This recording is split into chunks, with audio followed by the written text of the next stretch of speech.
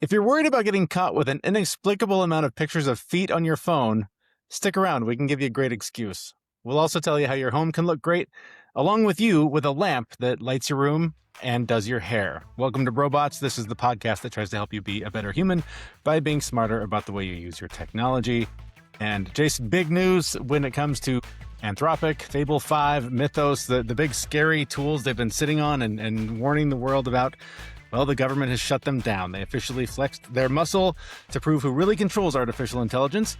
Just days after Anthropic launched Fable 5 and Mythos, the Commerce Department slapped the company with an unprecedented national security export control because Anthropic couldn't technically block foreign nationals inside the U.S. from using the software. They were forced to flip the kill switch and disable their most powerful models for everyone globally. It is a staggering escalation, signaling that Washington now legally views cutting-edge AI code not as software, but as a dangerous weapon. I'm surprised by this. Are you? We have some precedents like this already in technology. So things like 128-bit encryption used to be classified this way. Certain encryption technologies have always had these kinds of export restrictions in terms of being able to send them to countries on certain lists. This is different because it doesn't say you can't send this to these bad countries. It says you can't use it anywhere outside the U.S. and you can't use it by anybody but a U.S. citizen. So if you look at really what it's saying, it's basically saying this thing is only going to be used by U.S. citizens for U.S. citizen work.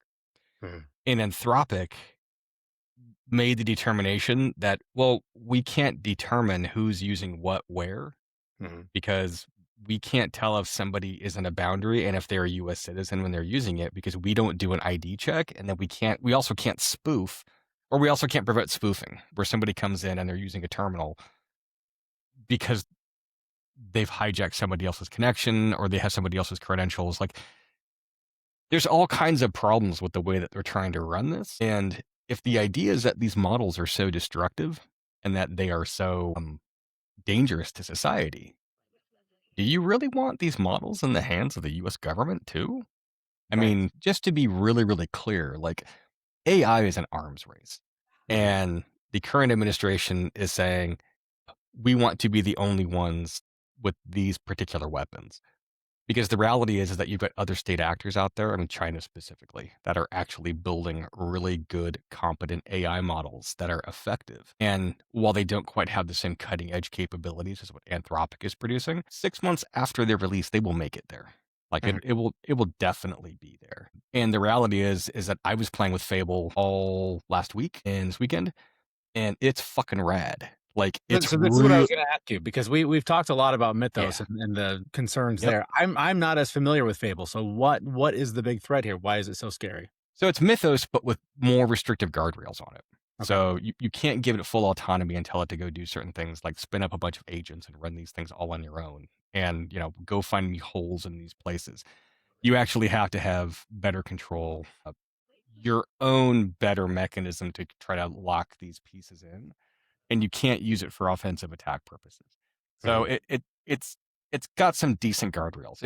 But it's pretty fucking close to Mythos. And I used it to build these different autonomous projects. So I had these different AI workloads running, and I'm building out software and infrastructure and all these different pieces. And what had taken me 3 weeks to go through and tell it to do these things, like step by step and breaking through and testing and retesting, it did it in a day. And I basically said, well, here's the product requirements document that I wrote up before.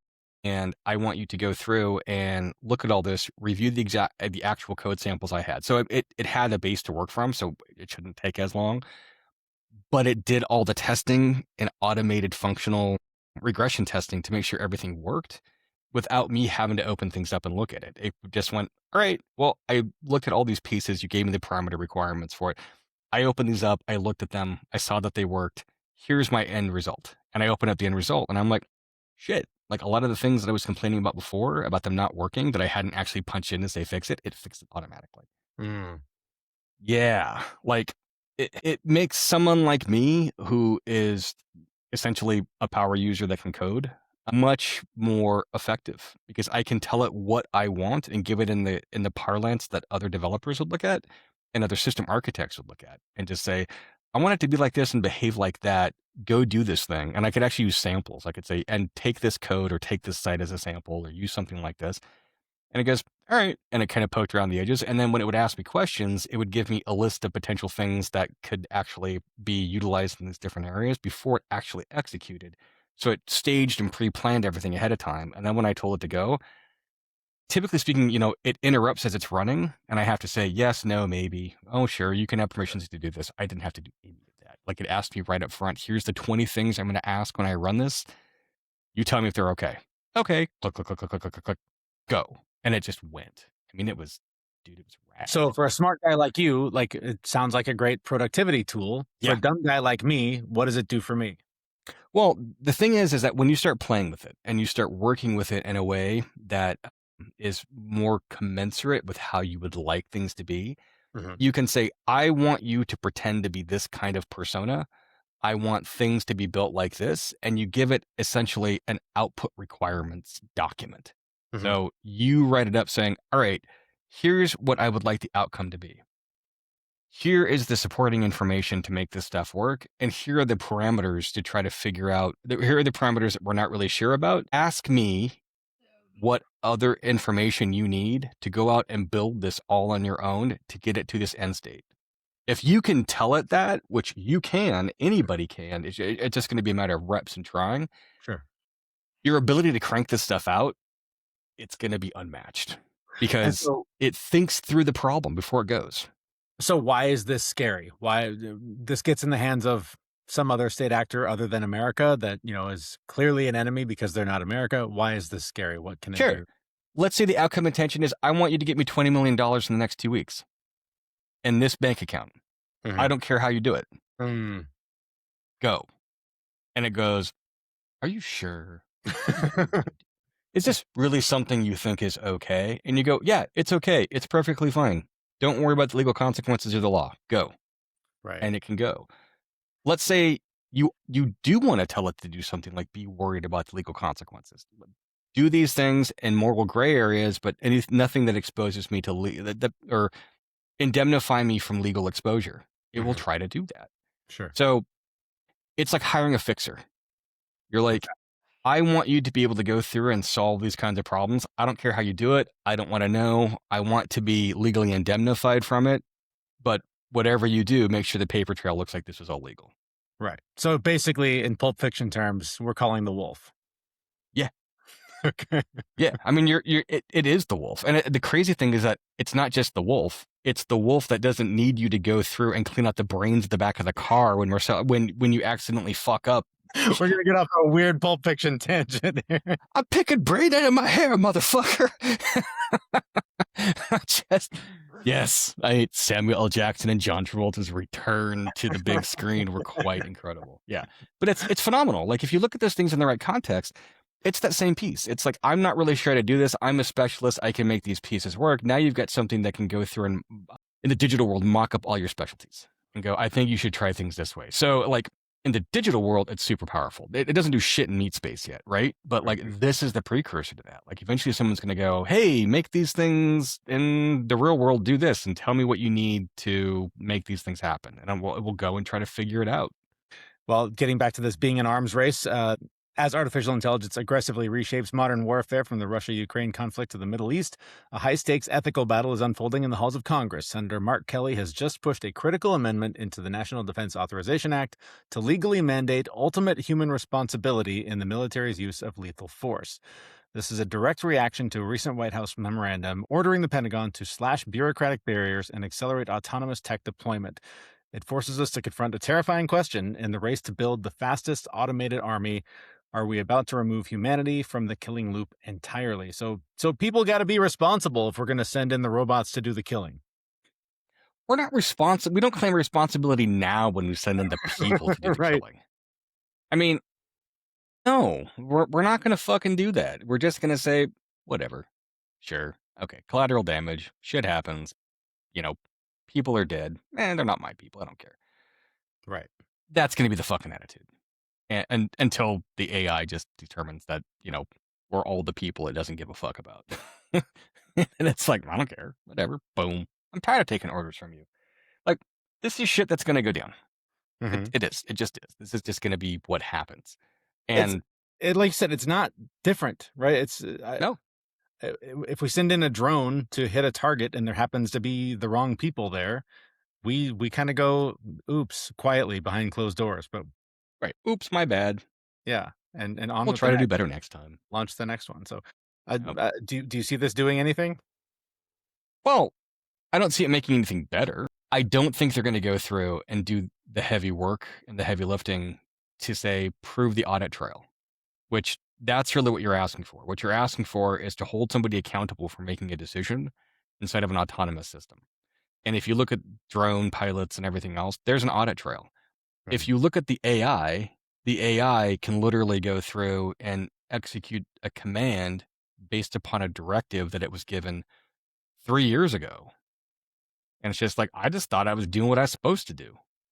All right. Well, who the fuck is in charge of that? The guy who made the decision 3 years ago, who, maybe retired and like isn't in the seat anymore. Like, there's all kinds of ways that this thing is not going to be enforceable.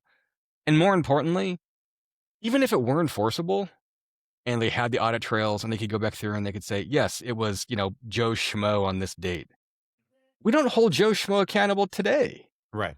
What are the teeth? Like, if the goal is to go through and take orders and do things and execute stuff, the person going doesn't make a fucking difference today for who it is that gets busted. So, this is just fucking nonsense. I mean, And and don't get me wrong, I don't want to give autonomy to the AI and have it go off and do these things. I think it's a bad idea. Mhm. I also 100% think we're gonna fucking do it. True. I think this is just like many things we've talked about here is the accountability gap of whatever it is, signing mortgage papers, launching missiles. If we're going to hand over the authority to the robots to do the work for us, there Yep. has to be some level of accountability. Perhaps this is the senator's way of trying to put those building blocks in place in somewhere where he sees value in human life. But this is just one of the many gray areas that we're muddling through as the robots arise. Well, and it's not just value in human life; it's value in the human decision process. Mhm. So, if we automatically assume that the human decision process is more likely to be ethically inclined than the AI version, then we should never let the AI do this, which I think is the correct thing to do. Yeah. I also think human morality and perspective is a spectrum, and people fall on different ends of that. Mhm. So, what I actually think we should be doing is we should have better guardrails in AI that are at the median level or the restrictive level or whatever that a human would do. But Mhm. that's going to make things take longer. It's harder for them to act. They can't adjust things automatically in the field. Like, you have the same problem today with troops on the ground. Like, special forces teams go in and they start taking people out, and if they've got an objective that says do these things, move in this direction, and something pops up, they're going to adapt because that's their job. Like, they're meant to do that. If we want to create a special forces version of artificial intelligence, I mean, it's not a terrible idea, but it's also we all also need to be understanding that it's not gonna once people have that power and they can deploy those things in that kind of way, they're gonna deploy it once and then they're gonna say, new standard, go. They're not gonna use it sparingly. Well, the kids are also not terribly excited about AI. College campuses across the country are booing AI. From the University of Arizona to Florida, graduating college seniors turned to commencement ceremonies into a war zone, erupting into stadium wide boos. The second speakers brought up artificial intelligence. Big tech executives like former Google CEO Eric Schmidt were heavily jeered on stage while trying to praise the rise of AI. For a generation entering the worst white collar job market in over a decade, being told by a billionaire that a machine is about to disrupt their entire industry, it didn't sound like inspiration. It sounded like a threat. I've never seen a more out of touch speech than the one given by Eric Schmidt, talking about, hey, I get the fear, everybody, but it's going to be cool. Don't worry. It was nuts to hear the crowd of college graduates booing with all of the fear that they have about the future. It's not just the fear. It's like, I just spent a bunch of money to go to college. I just spent a bunch of money and a bunch of time. Yeah. And what you're telling me is that systems are being created to replace my entry-level jobs, to eliminate the need for the for the middle career jobs. And the higher end jobs, they're actively going through and trying to turn them into middle tier functions so they can eliminate those also. Yeah. And there's going to be a few select people going through to try to make these things better. And oh, and at the same time, the world's on fire because the global warming continues to heat things up. Trade practices, things like plumbing and electrical and electricians, those things are continuing to improve and increase in value. And white collar jobs are decreasing in value. And this is the thing that I think a lot of folks going to college are terrified about. It's that getting a 4-year degree doesn't guarantee or buy you anything of value in the job market right now. Because even if the job says it requires you to have this amount of schooling and this amount of education, where it was, previously a pool of, a few hundred people, or sorry, like a few dozen people that may be applying for a job. Now it's a few hundred applying for the same job because the number of jobs is just being reduced. And it's funny because the number of people that switched jobs in the tech sector last month actually went up, and the number of jobs created went up, but the median pay went down. And this is what's happening. We're trying to get more for less, and there's I everybody in my space has a side AI project going on, and they're trying to figure out how am I going to get this thing funded because I need to figure out a way because I think my job's in danger and I don't know that my company's going to be here in 6 months. Yeah. This is a rapid, and I mean a rapid, changing problem space that if you are new coming into the world trying to make these pieces work, you're probably fucked. And if you made the determination 4 years ago, I'm going to go after a computer sciences degree or a degree that's anything that's highly tech laden, like, you probably don't realize this, but astronomy, heavily tech related. Like it basically people that have physics and astroengineering, and almost everything they do these days is done in front of a computer terminal. Like they're writing code. And this was true, 25 years ago. I used to work with a guy at F5 who had a doctorate in astrophysics, and he got about a year into his doctorate programming, working on a SETI project, and somebody offered him 5 times as much money to go write code. He's like, really? They're like, yeah. And like, he is a 10x developer because he's crazy smart. Like he's super good and effective. And you're going to give that guy AI now, he's going to become a super rock star, probably find alien life.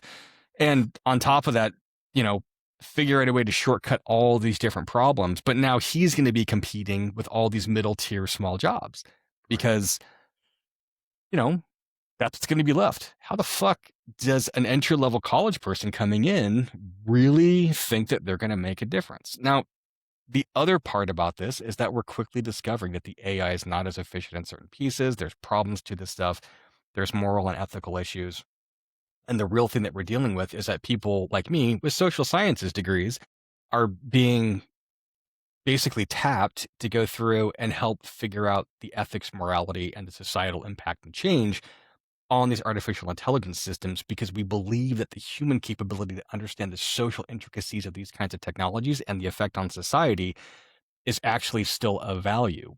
But they're not being hired, for the most part, to figure out how to make things safer. They're being hired to figure out ways in which we can exploit the information set that's there to make the AI more effective and more efficient. I mean, it's just building more weapons in our systems. That's the other part of this that you're touching on. But when Schmidt talked about, I get the fear, it's well founded. I get it, makes a lot of sense. But the good news is you have agency. You're the one that can fix all of it, from everything to climate change to the rise of the robots. Like, you're the ones that can fix this. Essentially just saying like, hey, we've made the mess and we wash our hands of it. It's your problem now, 20-year-olds. Go figure it out. It was so insulting. I let the dog shit on the floor because I refused to let it out. by the way, I fed it cheeseburgers, fucking Snickers, fried Snickers bars, corn dogs, the worst stuff possible. And, the dog might die from these kinds of poisonings. There's shit everywhere all over the ground. And I got to go get on my yacht. So Right. you got this, right? Look, you got it, kids. Yep, Let me know how it you works got out it. for you. You got it. Yeah. Take care of this problem. I mean, you spend so much money on college, and college is an economics game. It's an economics racket. There's no fucking doubt. So, Right. but kids bought into it, paid their money, went through these different processes, and now it's like, here's the world on fire. And by the way, we've turned off all the hoses. You have no way to turn the water off. Well, just or turn the water on. Use your degree and just start batting the flames. Right, exactly. Yeah, use your degree to bat the flames, right? As it burns up and melts. Right. Well, speaking of kids, governments around the world are aggressively pushing historic legislation to completely ban kids under 16 from accessing social media. But while the laws are being praised by anxious parents, cybersecurity experts are warning that the blanket bans are already backfiring in spectacular fashion. Instead of putting down their phones, millions of teenagers are simply downloading unvetted VPNs and turning to underground, completely unmoderated platforms to bypass the digital walls, in a classic case of well-intentioned political band-aid accidentally pushing vulnerable kids deeper into the digital dark. I got to say, as a parent, I'm not mad at having the law have my back when my kids are asking for every social media app under the sun, even though I know they're bad for me, bad for them, bad for everyone. But if, like most things, once you prohibit it, let's go find a back alleyway to get access to it. Yeah. Like, we didn't have a subscription to Cinemax when we were kids, but there are a lot of kids that watch scrambled soft porn. Or knew how to jimmy the cable box just the right way to clear the signal. Right. Like, people want this stuff. They want these pieces that are in place. And if everyone's not participating in this protection mechanism, people are going to find a way around. And that's not abnormal. But I wonder, though, like in the case of like 16-year-olds, like I can't see, well, I mean, 16, they're under these rules, they're allowed to use it. But your typical 13, 14-year-old, are most of them doing this? Are they going to find ways around using these VPN loopholes? Like, are they that sophisticated, or are they just like, mom sucks, I'm not doing this? I think the concept of sophistication to do these things is a misnomer. It doesn't require much sophistication. Okay. Because the tooling is actually really simple. Like, if you just Google, how do I set up a VPN on my phone? Like, it'll tell you how to do all those things. And these kids have been living in this space forever. The reality is that if you really want to lock these pieces down, what you have to do is take your kids' devices that they have access to and run net nanny software on them and make it so it's hard for these pieces to do it. But it costs extra money. It's not cheap. And it requires the parents to actually kind of know what they're doing. And some parents will know and they'll go through and they'll put it in, but it's going to be another cost and expense. And they're going to layer this expense on top of it. And now, this becomes a haves and have-nots problem. Like, this is multifaceted. Not to mention the fact that a lot of parents just don't give a shit. Yeah. They're like, I don't care, whatever. I mean, my kid's entertained and I don't have to parent them. This is great. Yeah, like, we were raised in front of the television. Parents went off to work. We were latchkey kids. Like, now you have parents at home, but the parents are at home on their phones or distracted by their own media type. And they're like, well, fuck off. I'm watching reels. Like, I don't care that you're 7. Go find something to do. I mean, this is a bigger problem. And this is a societal epidemic problem. And this is the concept that, as adults, we're smart enough to know how to handle these things with our own free will. But we're not. Like, we're all addicted to this dopamine hit. And we keep coming back to it over and over and over again. And it's one thing to say, we're not going to let kids do this. But the reality is we shouldn't be letting anybody do this. Yeah. Like, this is bad for everyone. And there should be consequences for these shitty social media companies that literally go through and try to put us into these binary buckets of conflict and stoke rage, anger, and fear. Well, some parents are rebelling, not just parents. A fascinating quiet rebellion is taking over culture as adults and parents actively try to claw back their attention spans from the algorithm. A breakout lifestyle trend of the year is the analog bag, a literal physical pouch filled exclusively with screen free activities like notebooks, physical fiction, craft kits, and real fountain pens. Born out of the pure exhaustion from the endless dopamine loops of modern apps, thousands of people are using these bags to forcibly replace the habit of reaching for their smartphones during moments of downtime. It proves that the ultimate luxury status symbol in a hyper-connected world is the choice to be completely unavailable. I haven't gotten on this bus yet. I've thought about it. We've preached it here. Go outside, go be in the real world, go touch grass, all of the things. But replacing your phone with a little sack full of physical distractions, not a terrible idea. Yeah. You know, it's good to let your sack distract you. I also don't know that I feel the same pull to pick up a pen and paper as I do to play the latest dumb game on my phone that rewards my brain endlessly. Yeah, you can only pull on your sack so long before it gets boring. No, What's in your analog sack? So, right. Like if I'm going to carry something around and make it analog, it's not going to be that. What I do is I don't visually engage with my phone. I will be like, nope, I'm going to visually engage with something else. I'm going to go do yard work. I'm going to clean up around the house. I'll maybe have some audio going or some music going or something like that. But what I won't do is I won't let myself have the visual medium and be locked into my phone. Mhm. Like that's the problem. And that's the part where the dopamine hit comes in. And it's not just that. It's like quite often when I work out, I tell it to suppress notifications. Mhm. So I say suppress notifications to my watch and to my phone, and I give myself an hour. And my family has the shortcut route, like it suppress notifications from anybody except for these emergency contacts. And if an emergency contact comes through and it pushes it, I'll check it. But otherwise, like I'm not doing that. Like I'm gonna focus on this thing that I'm focusing on because this is what needs my attention. Yeah. The shitty thing is that a lot of my workout or one of my big workout routines is actually a virtual boxing thing. So I've got a screen on in front of me and I'm doing things and I'm moving around. But I don't feel like that's quite the same thing as social media interaction and tuning those pieces in because I'm using this as a physical medium to do smart things. But There's I also totally- like fuck off and hike in the woods for the same reason. Right. There's totally good screen time and bad screen time. Like Yeah.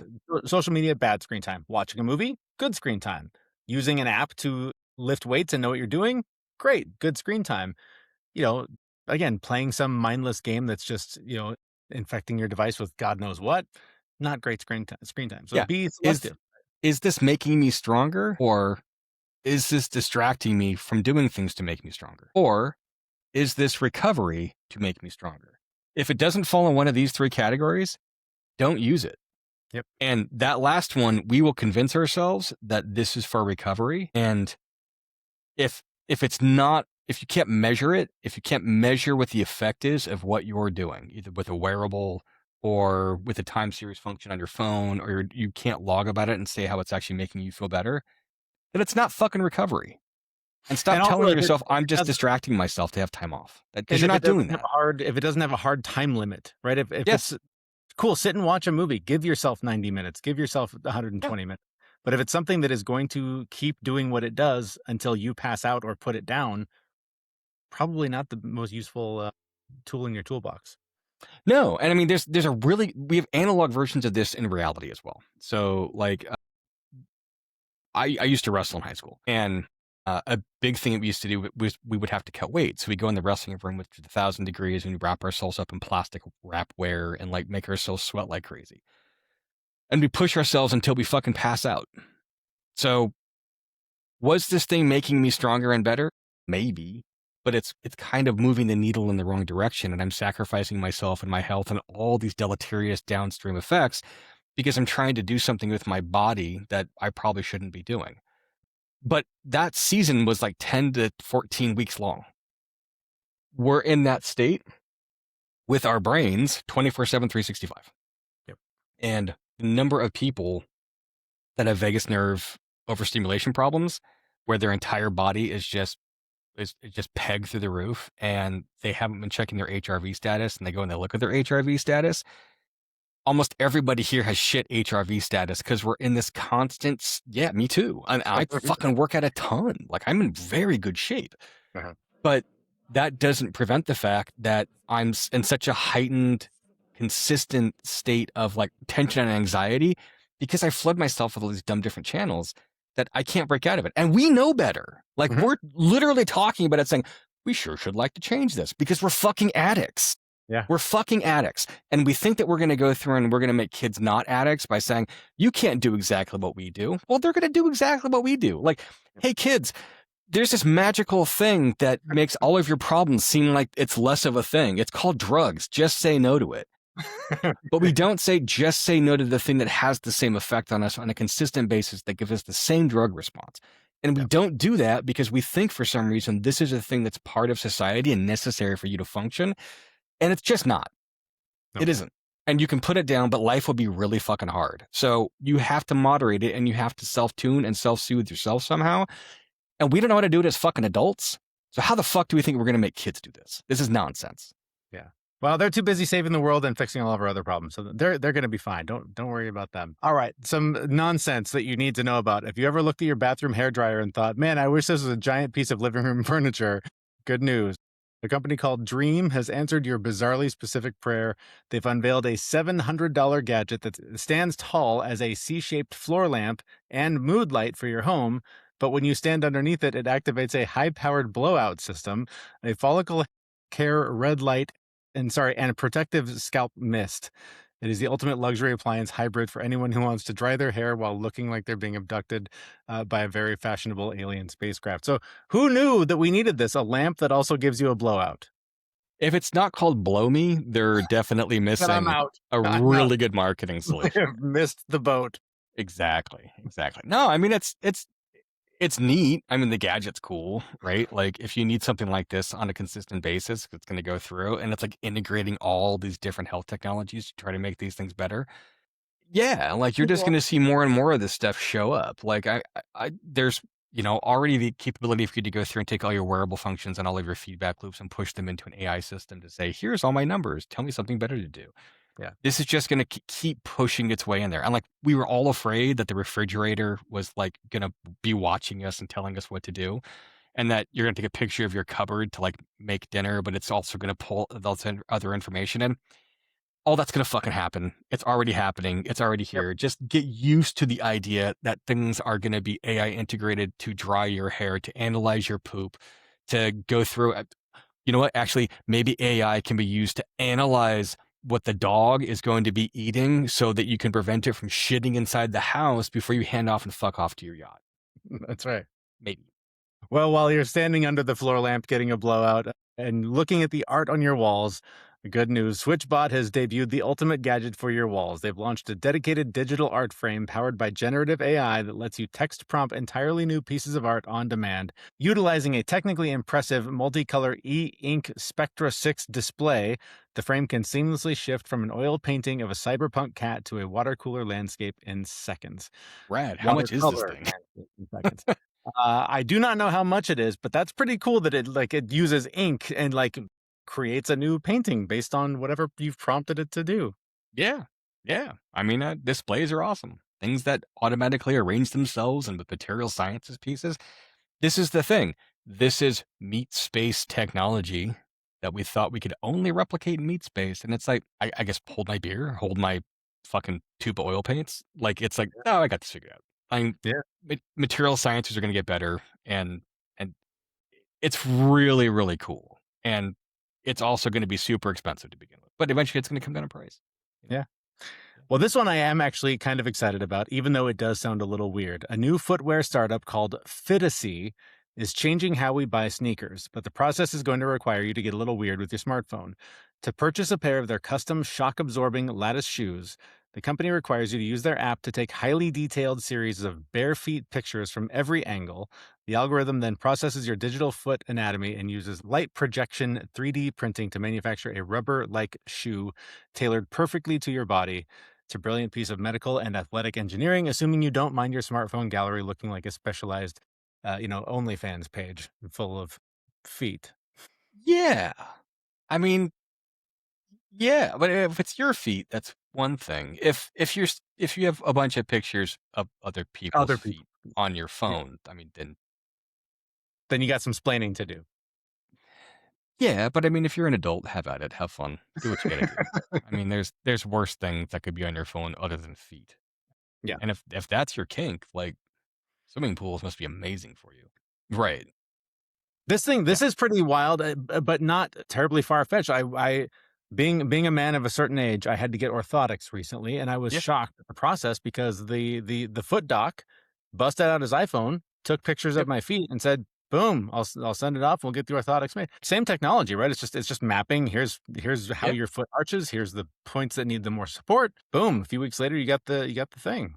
Yeah, well, and a year ago, it was here's this specialized box that you go in and you put your foot in, and Yeah. or actually, I should take that back. 5 years ago, it was a specialized box that you put your foot in, and it took a mold, Hmm. and it went, all right, based upon this mold, we're going to use it in this way. And then it Yeah. became a specialized box that takes pictures and doesn't actually press into anything, and it maps those pieces relative to the distances that are inside of it, and it uses triangulation technology to understand those pieces. Now, the technology is to the point where it's like, well, we don't need that. We just need a reference frame object to go through, understand these things in the right context. And then we can go through and we can map these pieces in from your smartphone because it's the software that does all the compiling of the image sets. The next piece that comes out will be, all right, so now you have the shoe that actually has the ability to go through and ping these things and understand how these things are working. And it's got the ability to look at different heat registers on your phone because every camera out there now basically has an aperture to allow it to look at infrared heat signatures. And now I can say, all right, we discovered that your shoes and your insoles and all these things, blah, blah, blah, blah, are causing hot spots here, here, here, and here. This is why you're getting blisters. Like, I am a shoe whore. Like, I have so many pairs of shoes. Like, I want to say at one point I had like close to 60 pairs of shoes, and I'm probably not that far off now. And I buy a ton of footwear and I'm constantly swapping it out because I move a lot. And only do I move a lot, I'm really fucking heavy. Hmm. And I burn through shoes and I'm hard on them. And Yeah. if I have the capability to go through and have it go through and smart register these things and mold these things to my right foot pattern, I wouldn't have to keep swapping shoes so often, which is what I do because I'm looking for things that aren't irritating my feet when I go on long walks, when I jump on things, or if I'm going to stand around for 9 hours on a conference room floor. Like, Yeah. I would like something that was smart enough to go through and be like, I guess, a smart sock that was on my foot, and then let me put whatever bullshit footwear thing on the bottom and takes pictures of it and understands how to make those works or expands like a blue. Fuck, I don't know, man. But what I want is You something really that peeked out actually, hard there for a second. I was worried about you. but this is a cool use of this technology. Yeah. Like this is actually going to be functionally helpful for rich assholes like me that can afford 60 pairs of fucking shoes. But The the thing I rest of want, people are going to be like, meh. I don't need to, I don't even need all that. I just want my shoes to have like some sort of an indicator that like I'm done. You can get rid of me now because I will wear shoes until they fucking fall off and until I'm limping because my legs hurt so bad from wearing the stupid things for too long. I just want the shoe to tell me, please put me out of my misery, throw me away, go buy a new pair. Yeah, I mean, I would like it, but I wouldn't trust the person that told the shoe what to do because I Because they're going to guarantee tell me to buy new you, shoes every 6 weeks. yes, True. yes, they're going to be like, Damn it. well, you walked this way, so There I go this trusting people again. this Come shoe on. is destroyed. Yeah, I mean, you can't trust corporations. That's No. just and Damn you it. know, right? Because their job is to make money. Because we set up a system with the SEC that it says any publicly traded company has to turn a profit. So, fuck your feet. All right. Well, my Nope. feet hurt. I'm going to go put them on ice. That's going to do it for this episode of Robots. I hope you've enjoyed it. If you have, please share it with anyone who may enjoy it as well. You can find links to do that at robots.me. That's our website, and that's where you'll find us again next Monday morning. Thanks so much for listening or watching if you happen to watch this on YouTube. Thanks, peeps.